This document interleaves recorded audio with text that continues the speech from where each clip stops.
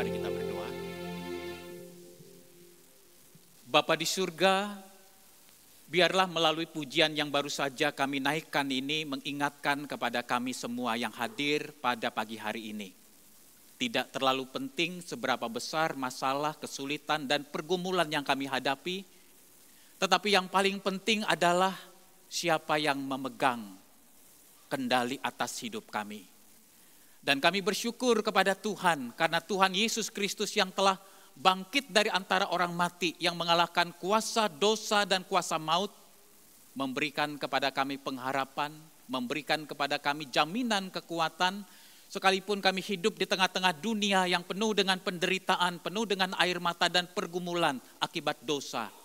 Tidak ada satupun kekuatan, kesulitan, pergumulan hidup yang kami alami di dalam dunia ini yang dapat memisahkan kami, menceraikan kami dari kasih Allah yang sempurna di dalam Yesus Kristus. Bapa di surga, pada saat ini kami ingin bersama-sama membaca dan merenungkan sebagian dari kebenaran firman-Mu. Kami sungguh rindu ya Tuhan, berikan kepada kami hati yang lapar, yang haus akan Tuhan dan firman. Kami bukan sekedar makin bertambah banyak tahu tentang Tuhan dan iman Kristen, tetapi sungguh-sungguh kami rindu, kami makin hari makin bertumbuh serupa dengan Yesus Kristus Tuhan kami, bertumbuh di dalam pengenalan, kasih kepada Tuhan dan juga kasih kepada sesama. Kami sadar ya Tuhan, bukan kebenaran firman yang kami ketahui yang mengubah hidup kami, tetapi kebenaran firman yang kami hidupi, yang kami praktekkan, yang kami lakukan di dalam hidup kami sehari-hari, itulah yang mengubah hidup kami. Dan biarlah kami menghampiri sabda Tuhan pada pagi hari ini dengan sikap hati yang demikian. Terima kasih ya Tuhan, bersabdalah ya Tuhan kepada kami, sebab kami umat-Mu siap untuk mendengar. Di dalam nama Tuhan Yesus Kristus, kami bersyukur dan berdoa. Amin. Jemaat dipersilakan untuk duduk kembali. Salam sejahtera di dalam kasih Yesus Kristus bagi kita semua. Nah saudara-saudara, selama bulan Juni ini kita akan membahas dan merenungkan bagian-bagian tertentu dari kitab Mazmur, dan pada minggu pertama Juni ini kita akan sama-sama merenungkan firman Tuhan dari Mazmur nomor 27.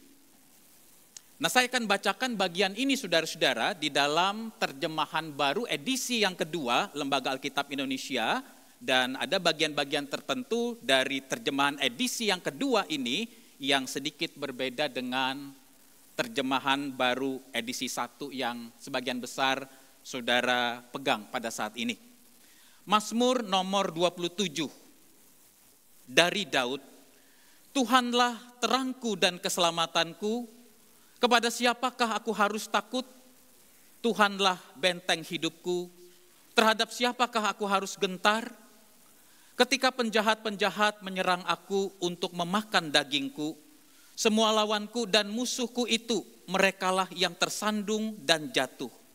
Sekalipun pasukan tentara berkemah mengepung aku, hatiku tidak akan takut. Sekalipun perang meletus melawan aku tetap percaya. Satu hal telah kuminta kepada Tuhan, hanya inilah yang kudambakan, tinggal di rumah Tuhan seumur hidupku, menyaksikan kemurahan Tuhan dan menikmati bait-Nya. Sebab Ia akan melindungi aku dalam pondok-Nya, pada hari malapetaka Ia menyembunyikan aku dalam persembunyian di kemah-Nya dan mengangkat aku ke atas gunung batu. Maka sekarang aku menegakkan kepalaku menghadapi musuh-musuh yang mengepungku.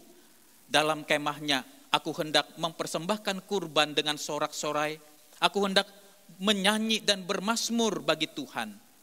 Dengarlah Tuhan seruan yang kusampaikan.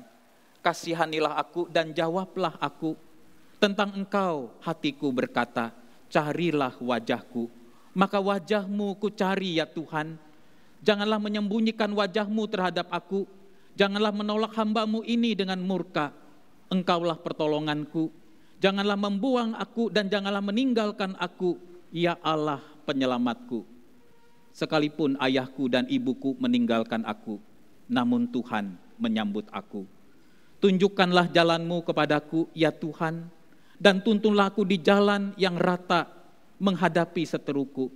Janganlah menyerahkan aku kepada nafsu lawan-lawanku, sebab telah bangkit menyerang aku saksi-saksi dusta dan orang-orang yang mengembuskan kekerasan. Sesungguhnya aku percaya akan melihat kebaikan Tuhan di negeri orang-orang yang hidup. Nantikanlah Tuhan, kuatkanlah dan teguhkanlah hatimu, nantikanlah Tuhan.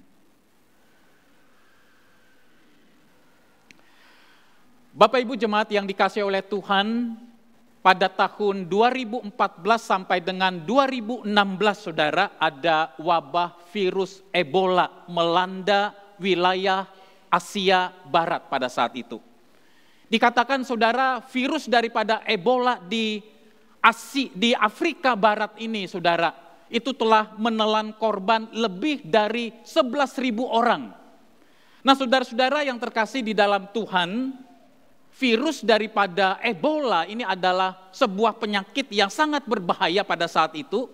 Kalau gejala awalnya saja saudara, orang itu akan tiba-tiba mengalami demam tinggi, demam mendadak, sakit kepala yang parah, kemudian nyeri otot dan sendi, dan kemudian bisa juga mengalami mual, muntah, dan diare, saudara. Itu baru gejala awal.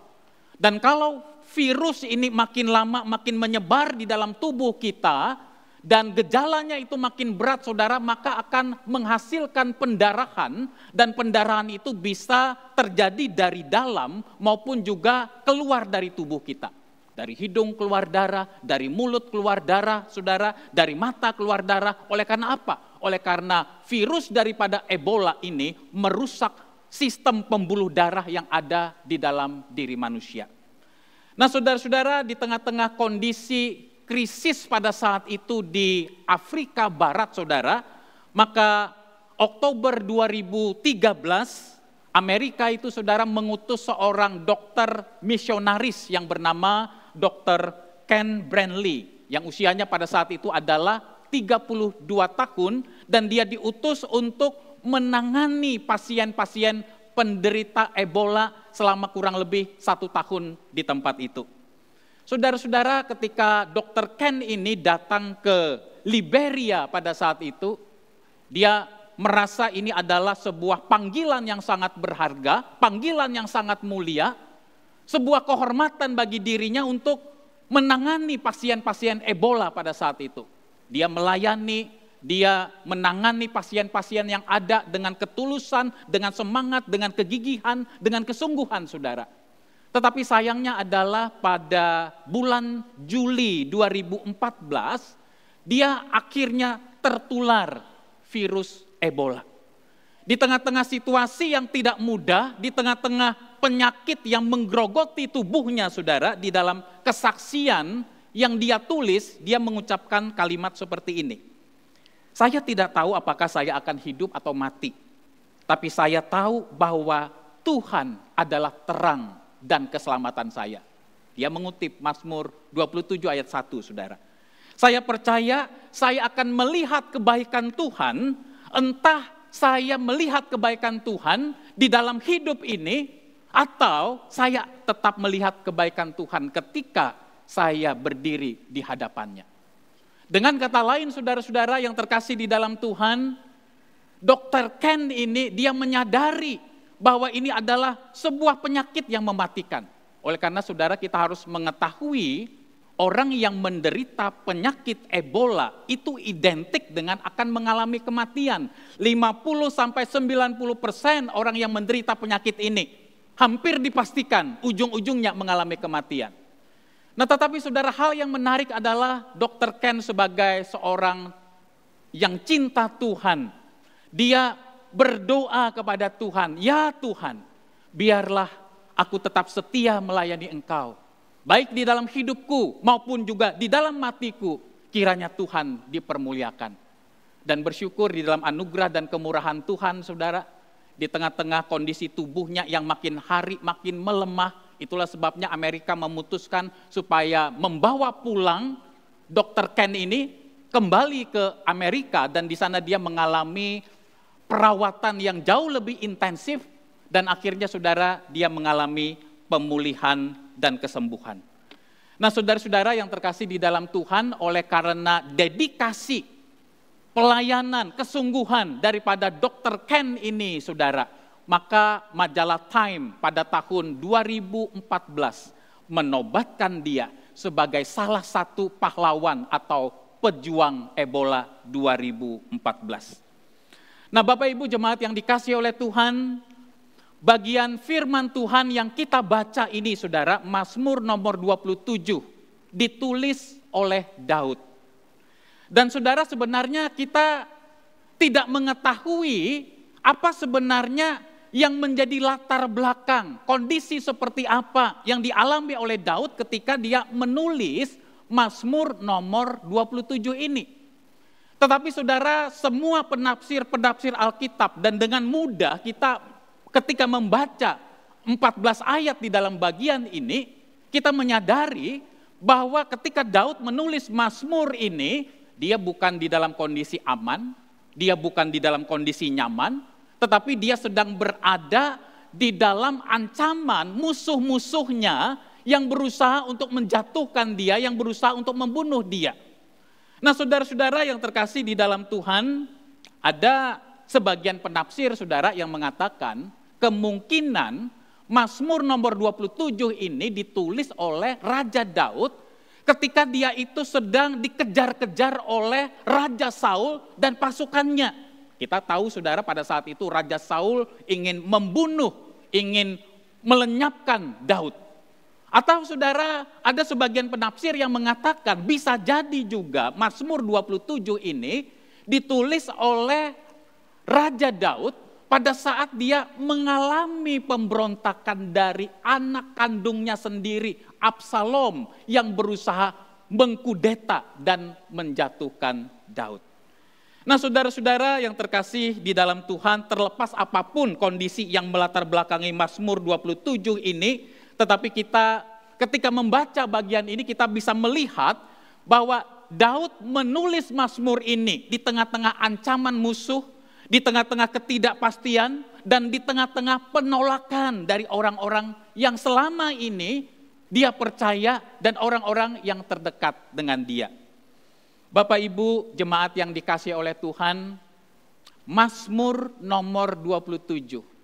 Ini adalah sebuah Mazmur yang ditulis oleh Daud, yang di dalam Alkitab Allah berkata, inilah orang yang berkenan di hadapanku. Perkataan inilah orang yang berkenan di hadapanku, kalimat itu bukan muncul dari keluarga Daud, bukan muncul dari sahabat-sahabat Daud, bukan muncul dari orang-orang terdekat. Ya, kalau saya mengatakan, oh dia ini adalah orang yang cinta Tuhan. Itu kan menurut pengamatan saya, saudara. Tetapi kalau saya mengatakan orang ini adalah orang yang cinta Tuhan, belum tentu dia orang yang sungguh-sungguh cinta Tuhan. Tetapi kita percaya ketika Allah mengatakan, inilah hambaku, hamba yang berkenan di hadapanku. Betul, itu adalah sebuah pernyataan yang keluar dari mulut Allah yang tidak mungkin salah. Saudara-saudara, di sini kita belajar sebuah prinsip penting, saudara. Bahwa orang yang sedemikian cinta Tuhan, orang yang hidupnya berkenan di hadapan Tuhan seperti Daud, tidak luput dari berbagai macam kesulitan, pergumulan, dan masalah-masalah hidup yang berat di dalam hidup ini. Saudara-saudara, di sini juga kita belajar bahwa iman, saudara, itu bukan berarti iman itu tidak ada ketakutan. Iman itu, saudara, bukan berarti kita itu tidak ragu-ragu di dalam hidup ini, tetapi beriman kepada Tuhan itu berarti, saudara, adalah kita itu belajar untuk menghadapi ketakutan, kebimbangan yang ada di dalam diri kita, bukan bersandar kepada kekuatan diri kita, tetapi kita menghadapi semuanya itu dengan bersandar penuh kepada Tuhan. Tidak terlalu penting seberapa besar masalah, kesulitan, pergumulan yang kita hadapi di dalam hidup ini. Tetapi yang paling penting adalah siapa yang memegang kontrol, yang memegang kendali atas hidup kita. Dan kita bersyukur kepada Tuhan bahwa Tuhan adalah pribadi pencipta langit dan bumi, yang menguasai alam semesta ini. Dialah yang mengendalikan, mengontrol kehidupan saudara dan saya. Nah, saudara-saudara yang terkasih di dalam Tuhan, pada saat ini saya ingin mengajak kita untuk sama-sama merenungkan dua prinsip penting yang diajarkan di dalam Mazmur 27 ini. Yang pertama, saudara, kalau saudara memperhatikan ayat yang keempat dan yang kesembilan, di dalam bagian ini, saudara, bagi Raja Daud, perlindungan yang sejati atau sumber daripada rasa aman di dalam hidupnya, itu bukan ditentukan oleh kehebatan dan kekuatan militernya, tetapi tempat perlindungan dan sumber rasa aman di dalam hidupnya itu adalah terletak di dalam keintiman relasi, di dalam keintiman hubungannya dengan Tuhan. Nah, saudara-saudara, sehingga kita harus memahami bahwa bagi Daud, saudara, memiliki keintiman relasi dengan Tuhan atau memiliki persekutuan yang dalam dengan Tuhan itu jauh lebih penting dari sekedar mengalami kebebasan dan kelepasan dari masalah-masalah hidup yang dialami di dalam hidup ini. Saudara-saudara, perhatikan ayat yang keempat. Ya, kalau di dalam ayat yang keempat ini mungkin tidak terlalu jelas, saudara, terjemahannya. Satu hal telah kuminta kepada Tuhan. Jadi seolah-olah kalau kita membaca ini, apa satu hal yang diminta oleh Daud kepada Tuhan? Tinggal diam di rumah Tuhan seumur hidupnya. Tetapi saudara, kalau kita memperhatikan bahasa aslinya, bahasa Ibrani, maupun juga tata bahasa yang digunakan di dalam ayat yang keempat, ini adalah sesuatu yang menarik sekali. Nah, saya akan coba terjemahkan ayat yang keempat ini, saudara, sesuai dengan makna bahasa aslinya dan sesuai dengan tata bahasanya. Nah, ayat 4 ini, saudara, bisa diterjemahkan seperti ini. Hal yang paling penting, atau hal yang paling utama, atau hal yang paling mendesak, yang telah kuminta kepada Tuhan. Dan hanya inilah yang terus kucari sungguh-sungguh. Diam atau tinggal terus menerus di rumah Tuhan sepanjang hari-hari hidupku untuk memandang keindahan Tuhan dan menikmati tempat kudusnya. Jadi saudara-saudara yang terkasih di dalam Tuhan, kita mengetahui di dalam Mazmur 27 ini ada banyak permintaan, ada banyak permohonan yang diajukan oleh Daud kepada Tuhan. Dari sekian banyak permohonan permintaan itu, maka yang berada di dalam skala prioritas permohonannya apa? Di ayat yang keempat ini mengatakan, inilah yang paling kuinginkan, yang paling utama, yang paling kudambakan, yaitu apa? Diam di rumah Tuhan seumur hidupku. Saudara-saudara, apa artinya ketika Daud di sini berkata dia betul-betul yang menjadi prioritas hidupnya, permohonannya yang paling penting, yang paling utama adalah diam di rumah Tuhan seumur hidupnya. Saudara-saudara, istilah diam di rumah Tuhan, ya, ini bukan berarti rumah Tuhan ini dibatasi hanya dengan bangunan gedung. Seolah-olah kita berpikir, saudara, kalau kita setiap hari datang ke gereja atau kita makin lama berdoa di ruang ibadah gereja, maka pasti saya dekat atau cinta Tuhan. Bukan itu poinnya. Tetapi yang dimaksudkan dengan diam di dalam rumah Tuhan, di dalam bagian ini, saudara, adalah yaitu sebuah kerinduan atau hasrat yang dalam di dalam diri kita untuk terus-menerus mengalami hadirat Tuhan, untuk terus-menerus menyembah Tuhan, untuk terus-menerus menikmati dan menemukan, mengalami keindahan Tuhan di dalam hidup ini. Saudara-saudara yang terkasih di dalam Tuhan, mari saudara kita mengevaluasi relasi doa-doa kita di hadapan Tuhan. Seringkali ketika kita datang kepada Tuhan atau berdoa kepada Tuhan, apa saudara yang langsung kita minta? Atau setiap hari yang saudara doakan? Tuhan, berikan saya kekuatan dan kesehatan. Tidak salah saudara kita minta kekuatan dan kesehatan. Atau kita berdoa, Tuhan tolong bisnis saya sedang tidak baik. Hutang-hutang bisnis sudah makin banyak dan saya tidak tahu harus berbuat apa. Tidak salah saudara kita berdoa untuk hal itu. Tetapi seringkali fokus-fokus doa kita saudara hanya berbicara yaitu bicara tentang kerinduan kita, keinginan kita untuk lepas dari masalah, dari pergumulan, saudara. Dan kita tidak pernah mendoakan apa yang menjadi prioritas daripada doa yang disampaikan oleh Daud. Saudara-saudara, di dalam teori kepemimpinan, ya, di dalam kita juga menjalani kehidupan ini ada yang disebut dengan first things first. Mengutamakan hal-hal yang utama. Orang bijak yang bernama Konghucu, dia berkata seperti ini. Orang yang bijaksana adalah orang yang mampu membedakan mana hal-hal yang primer, mana hal-hal yang sekunder.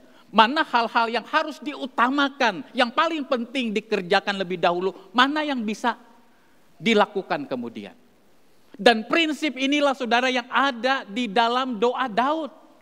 Daud menyadari bahwa yang paling penting, yang paling dia prioritaskan dari sekian banyak permohonan-permohonan yang sah, yang masuk akal, yang tidak salah, yaitu apa? Kerinduan untuk mengalami hadirat Tuhan, bersekutu dengan Tuhan. Saudara-saudara, kita tidak boleh membatasi istilah bersekutu dengan Tuhan, itu hanya ketika kita beribadah seperti ini. Kita tidak boleh membatasi bahwa kita sedang bersekutu dengan Tuhan, memiliki relasi dengan Tuhan hanya ketika kita misalnya pada saat bersaat teduh, pada saat kita merenungkan firman, atau pada saat kita berdoa, saudara.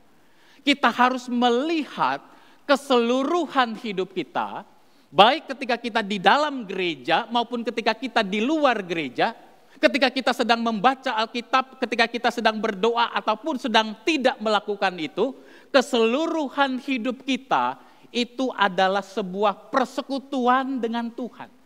Di dalam arti apa? Di dalam arti adalah Tuhan dan firman itulah yang harus mengendalikan, yang harus mengarahkan seluruh cara berpikir kita, seluruh tutur kata kita, dan seluruh perilaku hidup kita. Ketika kita misalnya saudara sedang berada di tempat pekerjaan kita punya karyawan, kita punya orang-orang yang kita pimpin. Apakah ketika kita memperlakukan orang lain, berkata-kata dengan orang lain, kita selalu terkoneksi dengan Tuhan dan firman. Dengan kata lain, kita selalu bertanya, apakah sikap saya seperti ini? Apakah perkataan saya seperti ini? Tuhan senang enggak? Tuhan suka enggak? Ketika kita saudara pergi ke mall, kita menggunakan keuangan kita menggunakan uang kita untuk belanja dan seterusnya, maka kita harus bertanya, apakah saya menggunakan keuangan saya dengan bijak, sesuai dengan prinsip-prinsip firman Tuhan? Apakah saya hanya terus-menerus belanja tanpa memikirkan orang lain, tanpa memikirkan ada orang-orang yang membutuhkan uluran tangan saya?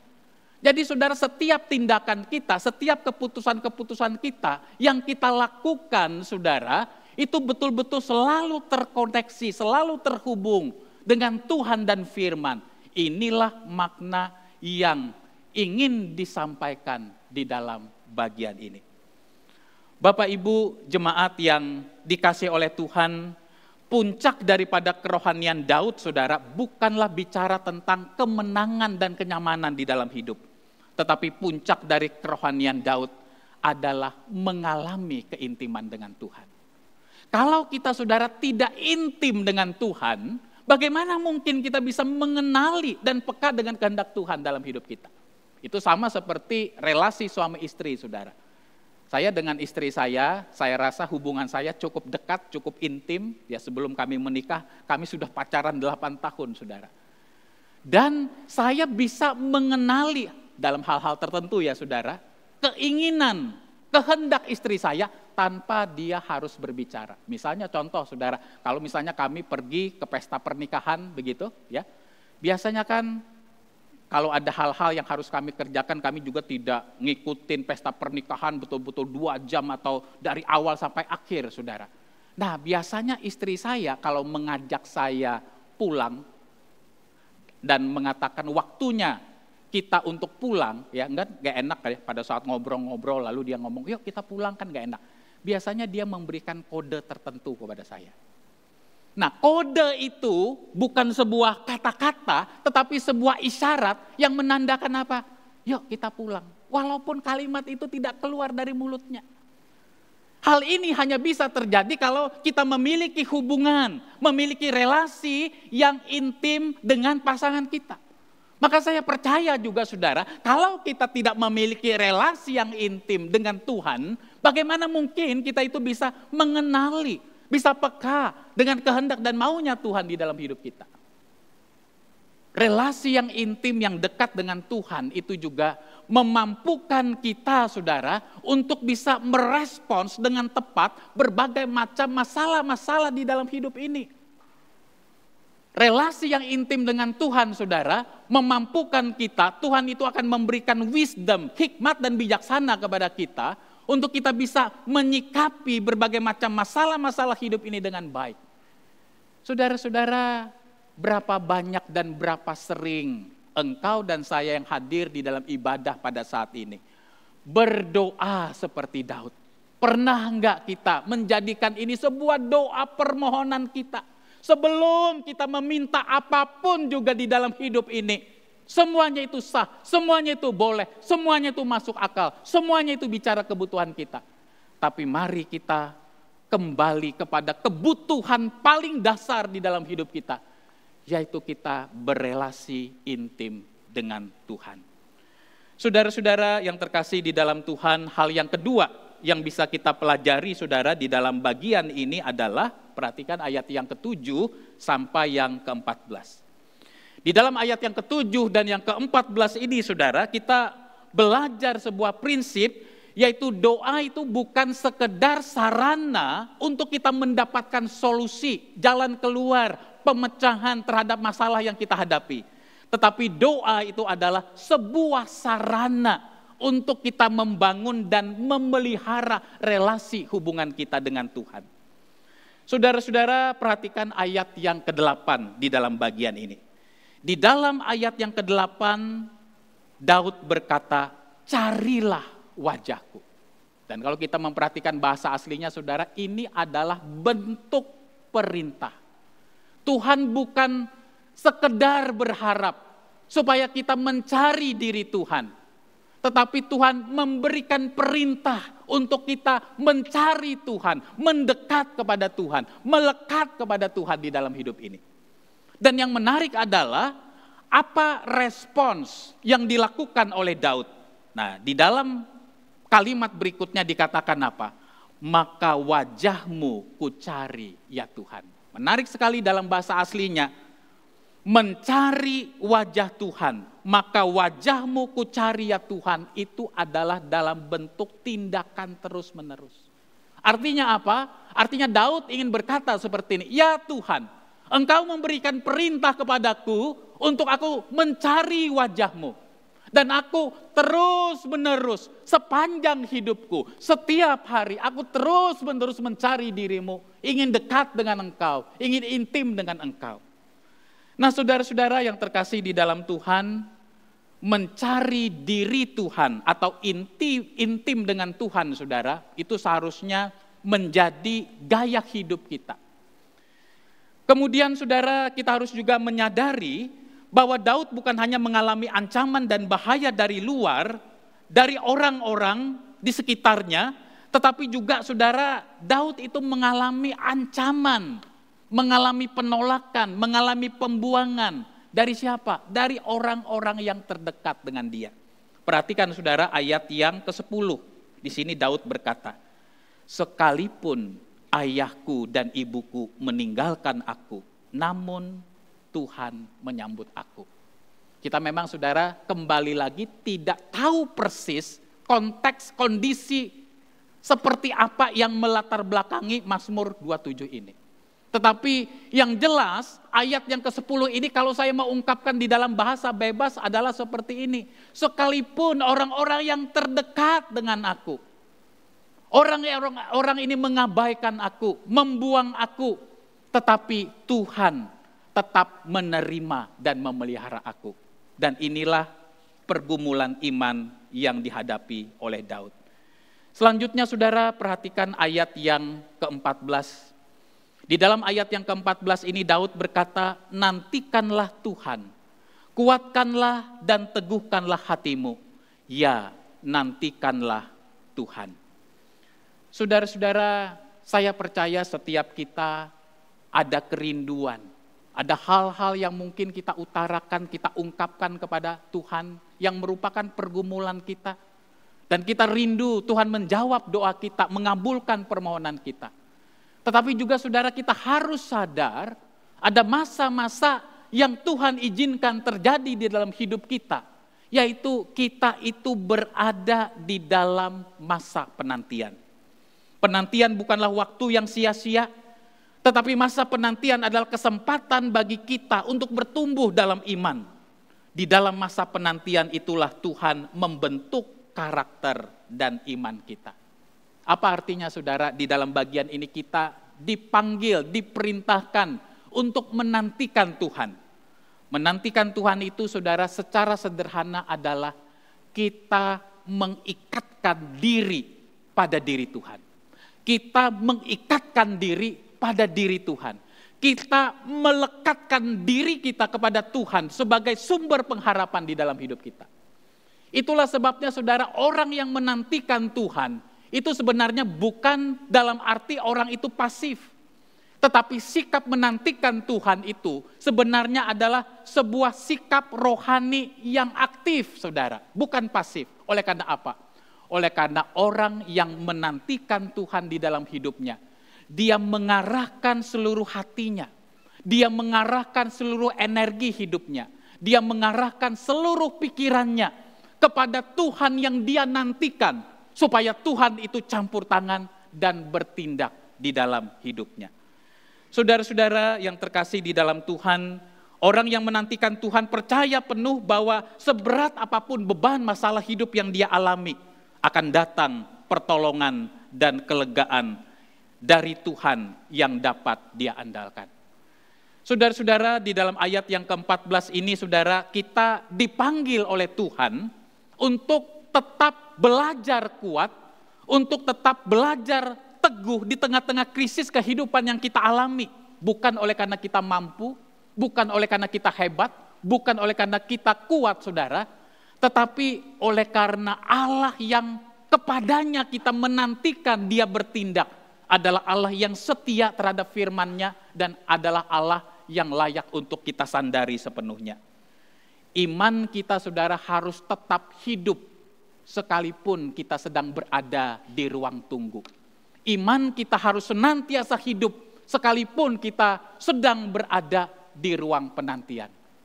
Saudara-saudara yang terkasih di dalam Tuhan, kalau Tuhan mengizinkan kepada kita untuk berada di dalam masa penantian akan jawaban Tuhan, itu adalah kesempatan di mana Dia membuat kita untuk bersandar kepada Dia, bergantung penuh kepada Dia di dalam hidup ini. Sekalipun saya juga sadar, saudara, seringkali Allah itu bekerja melampaui akal dan pikiran kita. Saya percaya ini bukan hanya pengalaman pribadi saya, tetapi juga pengalaman pribadi yang mungkin dialami oleh banyak orang juga. Saya saudara pernah mengalami di dalam hidup ini, walaupun saya tidak bisa sampaikan secara spesifik. Bagaimana Tuhan mengabulkan doa saya dan menjawab doa saya. Puluhan tahun saya berdoa, kok sepertinya nggak ada jawaban. Tidak terkabul, tetapi Tuhan menjawab doa saya pada saat saya sudah berhenti mendoakan itu. Saya tidak tahu saudara-saudara yang hadir pada saat ini, apakah saudara pernah mengalami hal itu? Tuhan menjawab doa saudara, Tuhan mengabulkan doa saudara yang sesuai dengan kehendak-Nya. Pada saat saudara justru berhenti mendoakan hal itu. Nah saudara-saudara, kesaksian ini bukan berarti kalau begitu ya Pak kita nggak perlu tekun mencari Tuhan, bukan itu poinnya. Tapi poin yang ingin saya katakan adalah Allah itu adalah Allah yang jauh lebih besar dari segala pemikiran kita. Dari segala ekspektasi kita, dari segala harapan kita. Pada saat Allah membuka pintu, tidak ada seorang pun yang sanggup menutupnya. Pada saat Tuhan memberikan berkat kepada kita, tidak akan ada seorang pun yang bisa mengambilnya itu dari hidup kita. Maka kita harus percaya saudara, di tengah-tengah situasi apapun yang kita hadapi pada saat ini. Mungkin kita di tengah situasi ekonomi yang buruk. Mungkin kita berada di dalam hutang bisnis di mana kita tidak tahu bagaimana harus menyelesaikannya. Mungkin ada di antara saudara yang divonis oleh dokter mengalami sebuah sakit di mana kita harus bergantung dengan obat seumur hidup kita. Dan kita juga tidak tahu bagaimana ke depan dengan biaya perobatan kita. Semua kita yang hadir di tempat ini datang dengan berbagai macam pergumulan-pergumulan di dalam hidup ini. Tetapi mari kita belajar seperti Daud. Fokus utama kita bukan pada masalah yang kita hadapi.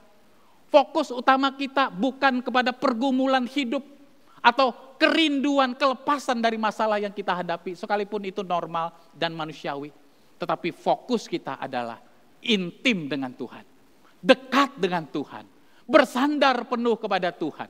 Kita menyelesaikan masalah hidup kita bukan dengan cara kita, maunya kita, selera kita, keinginan kita. Tetapi kita menyelesaikan dan merespons masalah-masalah hidup ini dengan cara Tuhan, dengan kehendak Tuhan, dengan waktu Tuhan yang baik, yang sempurna di dalam hidup kita. Saudara-saudara yang terkasih di dalam Tuhan, Daud memulai Mazmur nomor 27 ini dengan perkataan, Tuhan adalah terangku dan keselamatanku. Kepada siapa aku harus takut? Saudara-saudara, perkataan daripada Daud ini, saudara, mengingatkan kita kepada perkataan Tuhan Yesus di dalam Injil Yohanes pasal 8 ayat 12 yang berkata demikian. Akulah terang dunia. Barang siapa mengikut ia tidak akan berjalan dalam kegelapan, melainkan ia akan mempunyai terang hidup. Saudara-saudara, Daud berkata, Tuhan adalah terangku, Tuhan adalah keselamatanku. Istilah terang dan keselamatan di sini semua dikaitkan dengan pergumulan-pergumulan hidup yang dia alami. Dia rindu di tengah-tengah kegelapan masalah, di tengah-tengah ketakutan, di tengah-tengah kekhawatiran di dalam hidupnya. Ada terang dari Tuhan yang menghibur dia. Dia ingin mengalami keselamatan di dalam Tuhan, dalam arti apa? Dilepaskan dari bahaya, dari ancaman orang-orang yang ingin mencelakakan dan ingin membunuh dirinya.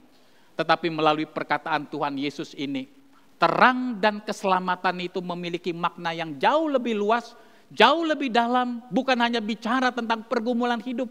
Tetapi ketika Yesus berkata, akulah terang dunia, Yesus adalah satu-satunya pribadi yang telah mengusir masalah utama di dalam hidup manusia, yaitu apa?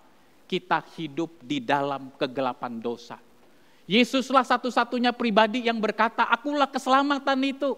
Bukan sekedar saudara keselamatan dari sakit menjadi sembuh, dari mengalami susah menjadi senang. Perhatikan saudara, orang sakit bisa sembuh, bisa sakit lagi enggak? Bisa sakit lagi. Orang dari susah menjadi senang, bisa kembali lagi menjadi susah. Bisa saudara, hidup kita bukankah seperti itu? Tidak ada sesuatu yang kekal di dalam hidup ini. Tidak selalu kita sehat terus seumur hidup kita. Tidak selalu kita ekonominya bagus terus di dalam hidup kita. Situasi hidup kita itu tidak menentu. Situasi hidup kita itu sangat berubah-ubah. Ekonomi kita baik di tahun ini, belum tentu 10 tahun akan datang baik.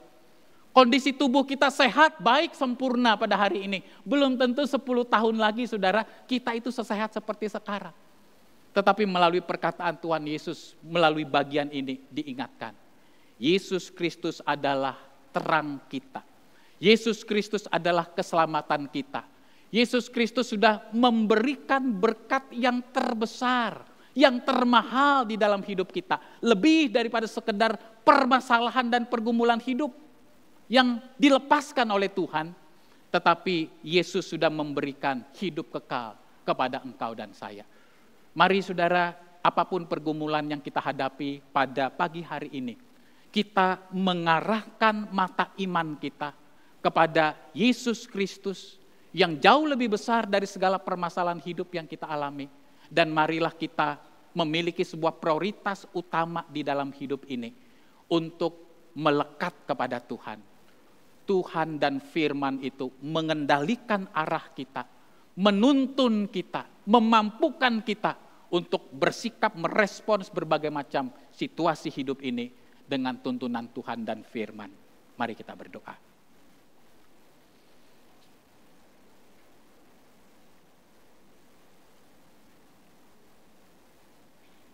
Tuhan Yesus, Engkau adalah terang kami, Engkau adalah keselamatan kami, dan Engkau adalah benteng hidup kami. Kami sungguh rindu ya Tuhan, setiap hari kami intim dan dekat dengan Tuhan. Rasa aman kami bukan pada kekayaan kami. Rasa aman kami bukan pada kesehatan kami. Rasa aman kami bukan pada orang-orang yang kami andalkan di dalam hidup ini. Tetapi sumber rasa aman kami yang sesungguhnya, tempat perlindungan kami yang sesungguhnya, hanyalah semata-mata diri-Mu. Biarlah ya Tuhan kami terus-menerus dimampukan untuk dapat merespons berbagai macam tantangan, masalah, pergumulan di dalam hidup ini, bukan dengan cara kami, keinginan kami, selera kami, tetapi sungguh-sungguh kami mengutamakan Tuhan dan firman. Setiap pikiran, setiap tindakan, perkataan, keputusan kami dikendalikan, dikuasai oleh Tuhan dan firman. Hanya ketika hidup kami seperti itu, hidup kami boleh menjadi hidup yang berbuah, hidup yang memuliakan Tuhan di dalam setiap musim kehidupan ini. Tuhan mampukan kami untuk kami memuliakan Tuhan dan hidup kami berbuah, bukan hanya ketika hidup ini lancar, bukan hanya ketika tubuh ini sehat, bukan hanya ketika kondisi ekonomi kami baik, tetapi di tengah-tengah situasi yang sulit, di tengah-tengah situasi ekonomi yang tidak mudah, bahkan di tengah-tengah tubuh yang tidak sehat, kami belajar untuk tetap memuliakan Tuhan. Kami tetap belajar untuk hidup kami ini menjadi hidup yang berbuah, yang berdampak, yang menjadi berkat bagi banyak orang. Karena sesungguhnya ya Tuhan, Engkau sudah memberikan yang terbaik di dalam hidup kami. Berkat keselamatan, berkat hidup kekal yang tidak bisa kami beli dengan uang kekayaan kami, jabatan kami, kedudukan kami. Tetapi itu Tuhan berikan, Tuhan sediakan melalui anugerah, melalui iman kepada Yesus Kristus. Engkaulah sumber kebahagiaan hidup kami Tuhan. Engkaulah sumber kebermaknaan diri kami Tuhan. Engkaulah sumber kepuasan hidup kami. Ulurkan tangan-Mu yang penuh dengan kuasa, yang penuh dengan kemurahan itu, menolong kami, memampukan kami, untuk kami tetap menjadi saksi-saksi Kristus di dalam setiap kondisi.